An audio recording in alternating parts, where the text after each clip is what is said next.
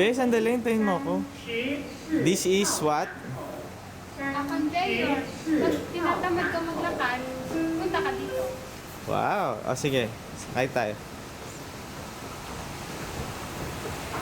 Ayan po. Nakatayo lang po kami, tapos Diyos ko. Umaandar po Kaya siya. ang tatamad ng mga tao dito kasi simple. Simple lang siya, Ay, search simple. pa. Ayun o, pag tinatamad ka, pag bata, dun mo ilagay, nanonood siya. This is Hong Kong International Airport. Hang Keng. Heng Heng. Sige, be.